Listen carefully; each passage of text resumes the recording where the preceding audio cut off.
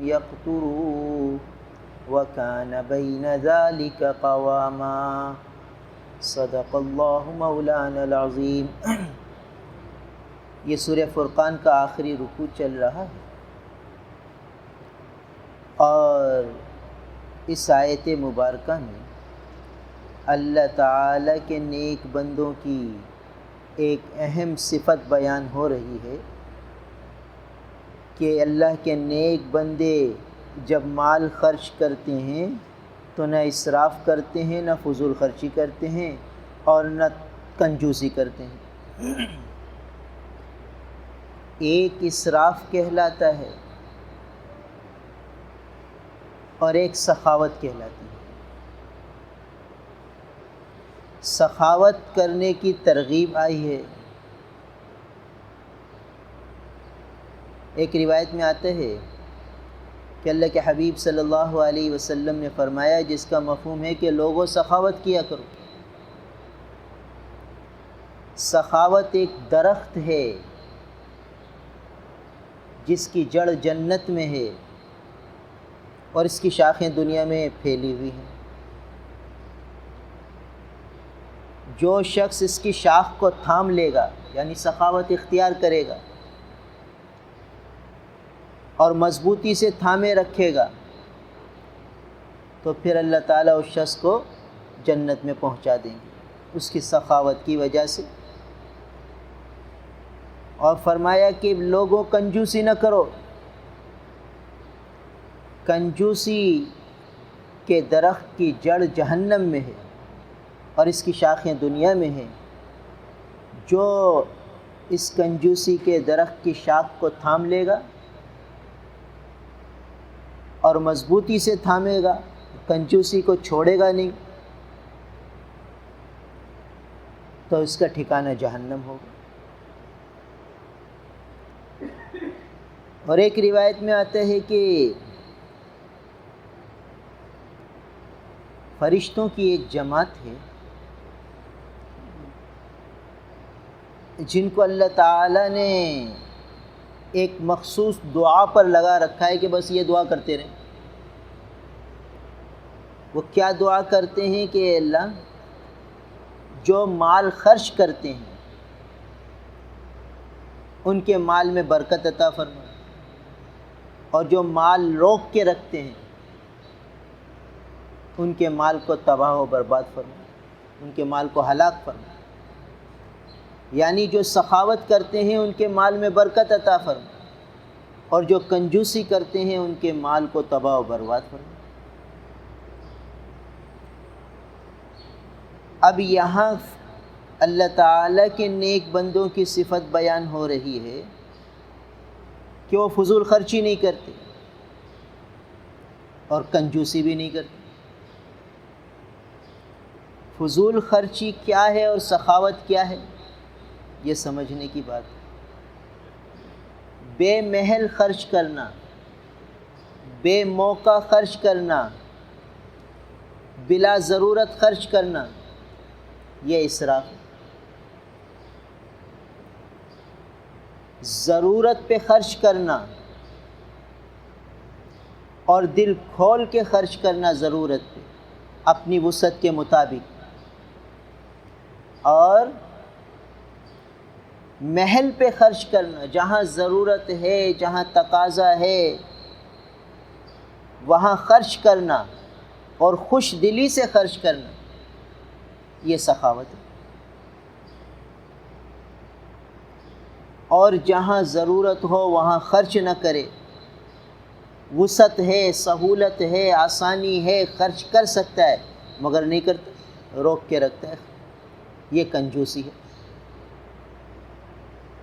تو اللہ تعالیٰ کے جو نیک بندے ہیں وہ بے محل بھی خرچ نہیں کرتے اور کنجوسی بھی نہیں کرتے، درمیانی چال چلتے ہیں۔ پھر دیکھیے پیچھے بات آئی کہ اللہ کے نیک بندے راتوں کو تہجد کا اہتمام کرتے ہیں، یبیتون لربہم سجدا وقیاما، اور آگے آ رہا ہے کہ خرچ میں احتیاط کرتے ہیں، درمیانی چال چلتے ہیں۔ حضرت پیران پیر حضرت شیخ عبد القادر جیلانی رحمہ اللہ رحمتً واسعہ، کتنے بڑے اللہ والے ہیں، بہت بڑے تاجر تھے، اور تجارت اتنی بڑی تھی کہ ان کے پانی کے جہاز جاتے تھے پورے کے پورے، ایک علاقے سے لے کر مال دوسرے علاقے میں جاتا تھا، اتنے بڑے تاجر، یعنی یوں سمجھیے کہ امپورٹر بھی تھے ایکسپورٹر بھی تھے، مال امپورٹ بھی کرتے تھے ایکسپورٹ بھی کرتے تھے، اتنے اونچے تاجر، اتنے بڑے تاجر۔ اور تہجد کا کیا شوق تھا کہ ان کے علاقے کے جو بادشاہ تھے وہ حضرت شیخ پیران پیر رحمۃ اللہ علیہ رحمتً واسعہ سے بڑے متاثر تھے، تو بادشاہ سلامت نے ایک علاقہ تھا، اس کا نام تھا نیم روز، تو اس کے کاغذات بھیج دیے شیخ صاحب رحمۃ اللہ علیہ کے پاس کہ حضرت یہ نیم روز کی سلطنت ہے، یہ آپ قبول فرما لیں، اس علاقے کی جتنی آمدنی ہو وہ آپ قبول فرمائیں، اور جو آپ کی خانقاہ میں لنگر چلتا ہے، اللہ کے بندے صبح شام آپ کی خانقاہ میں کھانا کھاتے ہیں، تو آپ اس لنگر میں یہ آمدنی خرچ کر لیں۔ تو عجیب جواب دیا، فرمانے لگے کہ جب سے ہمیں نیم شب کی دولت ملی ہے، نیم شب کی یعنی راتوں کو اٹھ کر اللہ سے مانگنے کی دولت ملی ہے، اب ہم نیم روز کی سلطنت کو ایک جو کے بدلے میں بھی نہیں خریدیں۔ تم نیم روز کی سلطنت دے رہے ہو، اس کو ہم ایک جو کے بدلے بھی نہیں خریدیں گے، اپنی سلطنت لے جاؤ۔ یعنی اتنی بڑی سلطنت مل رہی ہے کہ آپ اپنی خانقاہ میں خرچ کریں، اور کہتے ہیں ضرورت نہیں، اور خانقاہ میں ہزاروں کا مجمع آتا تھا، صبح بھی کھاتا تھا شام بھی کھاتا تھا، اور کہاں سے کھاتا تھا؟ یہ حضرت کا خرچ تھا، یہ ان کی سخاوت تھی۔ تو رات کو اٹھنے کی ایسی عادت اور ایسی سعادت اور ایسی دولت کہ فرماتے ہیں کہ اس میں جو ہمیں مزہ آتا ہے، اب ہم نیم روز کی سلطنت لے کر کیا کریں گے، اور تاجر اتنے بڑے کہ امپورٹر اور ایکسپورٹر بنے ہوئے۔ تو یہ اس زمانے کے اللہ والے تھے، بتا گئے کہ دنیا میں رہنا کیسے، کہ دنیا کے اندر رہتے ہوئے دنیا کی چیزوں سے دل نہیں لگانا، دنیا کو بقدر ضرورت استعمال کرنا۔ اور خود حضرت شیخ رحمۃ اللہ علیہ اپنے آپ پر کچھ خرچ نہیں کرتے تھے، اللہ کے بندوں پہ خرچ کرتے تھے۔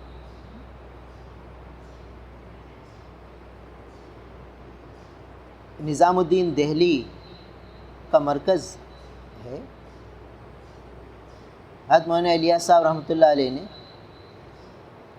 تبلیغ کی بنیاد رکھی، اور وہاں روزانہ ہزاروں کا مجمع آتا، اور 2 وقت کا لنگر چلتا تھا، 2 وقت کا کھانا چلتا تھا، اور کہاں سے آتا تھا؟ یہ اللہ کے خزانے سے آتا تھا۔ مولانا الیاس صاحب رحمۃ اللہ علیہ کا انتقال ہو گیا، تو شورا والے جمع ہوئے، ان کے بیٹے حضرت جی مولانا یوسف رحمۃ اللہ علیہ کے پاس آئے، فرمایا کہ حضرت مطبخ کا خرچ جب ضرورت ہوتی تھی تو ہم مولانا حضرت جی سے کہہ دیتے تھے، بڑے حضرت جی سے، تو ہمیں دے دیتے تھے، اب آپ کچھ مشورہ کریں اور ترتیب بنائیں کہ مرکز کی کوئی مستقل آمدنی ہو جائے، تاکہ ٹینشن نہ رہے، بوجھ نہ رہے کہ کہاں سے آئے گا، کیا کریں گے۔ تو یہ جو اللہ والے ہوتے ہیں یہ اپنے بچوں کی عجیب تربیت کر جاتے ہیں۔ مولانا الیاس صاحب رحمۃ اللہ علیہ نے مولانا یوسف رحمۃ اللہ علیہ کی عجیب تربیت فرمائی۔ انہوں نے شورا والوں سے فرمایا کہ بھائی لینے والا ہاتھ بدلا ہے، دینے والا ہاتھ نہیں بدلا، لینے والا بدلا ہے۔ دینے والا تو ابھی بھی وہی ہے، تو تم فکر نہ کرو، اس ہاتھ سے ہم بھی لینا جانتے ہیں، جس سے ابا جی لیتے تھے ہم بھی لے کے دکھائیں گے، اور لے کے دکھایا۔ پھر وہی ہزاروں کا مجمع آتا تھا اور 2 وقت کا کھانا چلتا تھا۔ تو یہ اللہ والے لوگ تھے جو تجارت بھی کرتے تھے اور اللہ کو راضی کرتے تھے راتوں کو اٹھ کر۔ امام اعظم ابو حنیفہ رحمہ اللہ رحمتً واسعہ کے متعلق آتا ہے کہ 40 سال تک، 1 سال 2 سال 1-2 مہینے 4 مہینے کی بات نہیں، 40 سال تک عشاء کے وضو سے فجر کی نماز پڑھی۔ بتائیے، یبیتون لربہم سجدا و قیامہ کا مصداق تھے، اور تاجر اتنے بڑے کہ لاکھوں کروڑوں کا بزنس چلتا تھا، کپڑے کے تاجر تھے۔ تو تجارت اتنی بڑی اور راتوں کا اٹھنا ایسا، تو ان کی تجارت جو ہے ان کو اللہ تعالیٰ کی عبادت سے غافل نہیں کرتی۔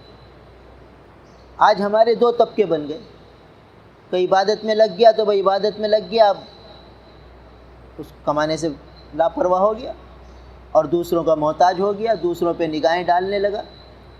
اور جو کمانے میں لگ گیا، انہوں نے کہا بھائی یہ تو بزرگوں کا کام ہے، تہجد کون پڑھے، یہ تو بزرگ پڑھیں گے، بھائی ہم تو کمانے میں لگے ہوئے ہیں، بیوی بچوں کا پیٹ پالتے ہیں، بھائی بیوی بچوں کا پیٹ پالنا عبادت ہے، وہ اس میں لگے ہوئے ہیں، تہجد تو بزرگ پڑھتے ہیں۔ اور جو تہجد پڑھتے ہیں کہتے ہیں بھائی ہم کیا کمائیں، بھائی اللہ کھلاتا ہے، اللہ پلاتا ہے، اللہ کھلاتا ہے، اللہ پلاتا ہے، بس ہم کیا جو ہے تجارت کریں۔ تو الگ الگ شاخیں بن گئی۔ اور یہ جو پہلے کے لوگ تھے کہ تجارت کرنا بھی جانتے تھے۔ حضرت زبیر ابن عوام رضی اللہ تعالیٰ عنہ، ایک دور تھا کہ ان کی زوجہ محترمہ سیدہ اسماء رضی اللہ تعالیٰ عنہ فرماتی ہیں کہ گھر میں خادم بھی نہیں تھا، اور سارے گھر کی نگرانی، اور اونٹ کے لیے کھجوروں کی گٹھلی چن کر لانا یہ مجھے بڑا مشقت دیتا تھا، گھوڑے کے لیے گھاس کاٹ کے لانا یہ مجھے مشقت دیتا تھا، مگر یہ سب میں ہم برداشت کرتے تھے۔ اور پھر ان کی جو تجارت چمکی ہے، لوگ ان کے پاس آتے، حضرت یہ ہماری امانت رکھ لو، کہتے کتنی ہے، کہتے 1000 درہم ہے۔ کہا دیکھو بھائی امانت رکھواؤ گے، چوری ہو گئی، گم ہو گئی تو ضمان نہیں ہے، تمہارا نقصان ہے۔ اگر یہ تم مجھے قرض دے دو، میں لکھ دیتا ہوں کہ یہ قرض ہے، تاکہ میں استعمال کر لوں، اور پھر جب بھی تم آؤ گے، جب بھی کہو گے تمہارا قرض تمہیں ادا کر دیا جائے گا۔ کہتے ٹھیک ہے۔ اب وہ قرض لے لیتے اور اس کو تجارت میں لگا، کبھی کوئی زمین خرید لی، کبھی باغ خرید لیا، کبھی کیا خرید لیا۔ علماء نے لکھا ہے کہ یوں سمجھیے کہ اس زمانے کے اعتبار سے ایک بینک تھے، بینک۔ لوگ ان کے بعد اپنی امانت قرض دے دیتے، امانت رکھواتے، وہ قرض کے عنوان سے لیتے، اور جب کوئی جاتا گویا چیک لے کر جاتا، بھئی میرے رسید لیتا، بھئی میرے 1000 روپے 10,000 درہم ہے، 5,000 درہم ہے، اسی وقت نکال کے دے دیتے، فوراً کیش ہو جاتا ان کا چیک۔ جب انتقال ہوا تو ان کے بیٹے نے ان کا ترکہ شمار کیا۔ تو حدیث میں آتا ہے، بخاری شریف کی بھی روایت میں ہے اور حدیث کی کتابوں میں ہے کہ ایک بیوی کو جو حصہ ملا وہ 48,000 درہم ملا، 48,000 درہم کہ یہ ایک بیوی کو ملا، 4 بیویاں تھیں، تو 50,000 درہم سمجھ لو تو 2 لاکھ درہم مل گئے۔ یہ سمن ہوتا ہے، 8واں حصہ۔ تو 2 لاکھ درہم جب بیویوں کو ملے تو ٹوٹل اثاثہ 16 لاکھ درہم تھا، 16 لاکھ درہم۔ اور 16 لاکھ درہم کے اگر آج کے حساب سے پیسے بنائے جائیں تو تقریباً 16 یا 18 کروڑ بنتے ہیں، تقریباً 16 کروڑ یا 20 کروڑ کے قریب وہ چھوڑ کر گئے۔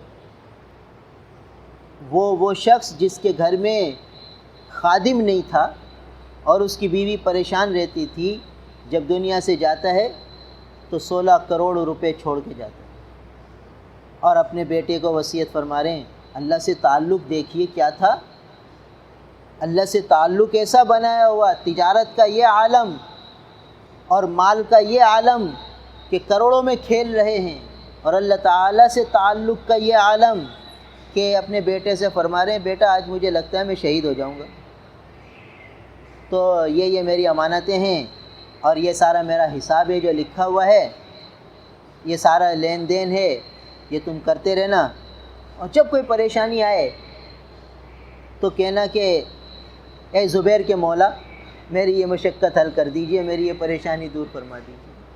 عبداللہ فرماتے ہیں کہ میں مولا کو سمجھا نہیں۔ اس زمانے میں مولا ایک خاص اصطلاح تھی، اور یہ ہوتا تھا کہ کسی سردار سے، کسی وڈیرے سے کوئی تعاون لیا جاتا تھا، اس سے کوئی دوستی لگائی جاتی تھی تو اس کو موالات کہتے تھے، عقد موالات۔ تو عام طور پر مولا سے مراد یہ ہوتا تھا کہ کوئی فلاں دوست ہے، فلاں قبیلے کا سردار ہے، اس سے تعلق ہے، تو یہ سمجھے کہ زبیر آپ کے کون سے سردار سے تعلقات ہیں، کون سے قبیلے کے سردار سے تعلقات ہیں، یہ پوچھنا چاہا بیٹے نے کہ آپ کے مولا کون ہیں، یعنی کون سے قبیلے کے سردار سے آپ کی دوستی ہے کہ جس کے پاس میں چلا جاؤں اور اس سے عرض کروں کہ یہ پریشانی ہے۔ تو فرمانے لگے بھائی زبیر کے مولا سے مراد میری اللہ تعالیٰ ہے، کہ جب تمہیں کوئی پریشانی آئے تو کہہ دینا اے زبیر کہ اللہ میرا یہ مسئلہ حل کر دے۔ حضرت عبداللہ بن زبیر فرماتے ہیں کہ جب مجھے پریشانی ہوتی میں دعا کرتا وہ میری پریشانی حل ہو جاتی۔ یہ نسخہ دے گئے اولاد کو، اللہ سے تعلق جڑوا دیا، تو مال اتنا سارا اور تجارت ایسی کامیاب کہ کروڑوں میں کھیلتے ہیں، اور اللہ سے تعلق ایسا کہ اپنی اولادوں کو کہہ رہے ہیں کہ ہمارے اللہ سے مانگ لینا، جب پریشانی ہو تمہاری پریشانی حل ہو جائے گی۔ اب بیٹے کا کیا تعلق اللہ سے جڑا کہ حساب کتاب لگا رہے ہیں، تو عبداللہ ابن جعفر رضی اللہ تعالیٰ عنہ کے پاس جاتے ہیں، کہتے ہیں بھائی یہ ہمارے ابا آپ کے ابا سے اتنے ایک زمین دی ہوئی تھی تو اس کی قیمت چاہیے، لکھے ہوئے ابا کے کاغذات میں۔ تو کہا جب چاہے لے لو، تو ٹھیک ہے فلاں زمین دے دی۔ اب پھر حساب چیک کیا تو پتہ چلا لینی نہیں ہے، دینی ہے۔ تو عبداللہ ابن زبیر کہنے لگے ارے بھائی وہ تو مجھے دینی تھی، لینی تھوڑی تھی۔ تو عبداللہ ابن جعفر فرماتے ہیں کہ چلو میں نے معاف کی، کہ معاف نہیں کرتا، معاف نہیں کرتا، آپ کے ابا کا حق ہے، میرے ابا نے کہا ہے دے دینا تو لے لو۔ تو کہا اچھا کیا دو گے؟ کہا فلاں بنجر زمین ہے وہ دینا چاہتا ہوں۔ کہا دے دو۔ عبداللہ بن جعفر کا کیا حال تھا، اس بنجر زمین میں گئے، مصلی بچھایا اور مانگنا شروع کر دیا اللہ سے، اور پھر خادم سے فرمایا کہ اسے مصلی کے نیچے کھودو، جب کھودا تو پانی کا چشمہ نکل آیا، اور بنجر زمین زرخیز ہو گئی، شاداب ہو گئی، آداب ہو گئی۔ یہ تعلق کیسے ہوا؟ یہ اللہ سے تعلق بنایا ان لوگوں نے۔ تو دنیا کے اندر رہتے ہوئے، دنیا کے سارے کام کرتے ہوئے اللہ سے تعلق بناتے رہے۔ کوئی الگ لائن نہیں تھی کہ بھئی بزرگی کی لائن الگ ہو اور تجارت کی لائن الگ ہو، تاجر الگ ہے بزرگ الگ ہے۔ التاجر صدوق الامین، سچا دیانتدار تاجر، امانت دار تاجر، مع النبیین والصدیقین والشہداء والصالحین، کہ سچا تاجر انبیاء علیہ السلام کے ساتھ ہوگا قیامت میں، صدیقین کے ساتھ ہوگا۔ صدیق ولایت کا بہت اونچا مقام ہوتا ہے، تو ایسے لوگوں کے ساتھ یہ سچے تاجر ہوں گے۔ تو آج ہمارے ماحول معاشرے میں یہ دو الگ الگ چیزیں ہو گئی کہ تاجر الگ، بزرگ الگ، اور یہاں اللہ تعالیٰ صفات دونوں ساتھ ہی ساتھ لا رہے ہیں، والذین یبیتون لربہم سجدا وقیاما والذین اذا انفقوا لم یسرفوا ولم یقتروا وکان بین ذلک قواما۔ تہجد بھی پڑھتے ہیں اور خرچ بھی کرتے ہیں، یعنی تہجد بھی پڑھتے ہیں اور اللہ کے بندوں کو پر خرچ کرنے والے ہوتے ہیں، لینے والے نہیں، دینے والے ہوتے ہیں۔ رسول اللہ صلی اللہ علیہ وسلم نے یہ تعلیم دی تھی کہ دینے والا ہاتھ جو ہے لینے والے ہاتھ سے بہتر ہے، تو دینے والے بنے تھے یہ۔ تو بہرحال سخاوت یہ ہے کہ جہاں اللہ کے بندوں کو ضرورت ہو تو وہاں اپنا مال اپنی وسعت کے مطابق دل کھول کر خرچ کرے، خوش دلی سے خرچ کرے، اس میں تنگی نہ کرے، اور جہاں ضرورت ہے وہاں مال خرچ نہیں کرتا، اور یا خرچ کرتا ہے تو تنگ دلی سے کرتا ہے، بوجھ سمجھ کے کرتا ہے، ناگواری کے ساتھ کرتا ہے، خرچ کرنے کے بعد موقع سامنے والے پہ طنز کرتا ہے، تانے دیتا ہے، تو بھائی یہ بخل ہے۔ تو بخل بھی اللہ کو پسند نہیں، اسراف بھی اللہ کو پسند نہیں، بیچ کی چال، درمیانی چال، وَكَانَ بَيْنَ ذَلِكَ قَوَامًا، وہ اس درمیانی چال چلتے ہیں اللہ کے نیک بندے۔ تو بہرحال یہ اہم ترین صفت ہے۔ آگے ایک نئی بات شروع ہو رہی ہے۔ میرے محترم بزرگوں اور عزیز بھائیوں، دیکھو آج عشرۂ رحمت کی آخری گھڑیاں ہیں، آخری دن ہے۔ عشرۂ رحمت کی رات تو ہمارے ہاتھ سے نکل گئی، لمحات زندگی بہت تیزی سے گزرتے چلے جا رہے ہیں۔ ابھی رمضان آیا تھا اور عشرۂ رحمت آج رخصت ہو رہا ہے، اور عشرۂ رحمت کی شب تو پوری ہو گئی۔ شب کے اعتبار سے عشرۂ رحمت ختم، دن کے اعتبار سے اب چند گھنٹے رہ گئے۔ اب کتنے اللہ کے نیک بندے ہوں گے جنہوں نے روزانہ 4 رکعت تہجد پڑھی ہوگی، تو ان کے خزانے میں 40 رکعت جمع ہوگی، 40 رکعت، اور 40 رکعت میں 80 سجدے ہوگی، 80 سجدے۔ اور اگر ہر سجدے میں سبحان ربی العظیم اور سبحان ربی الاعلیٰ 5 دفعہ کہا ہو تو 8 پنجے 40، 400 تسبیح یہ جمع ہوگی۔ اب بتاؤ کتنا سارا ذخیرہ جمع ہو گیا۔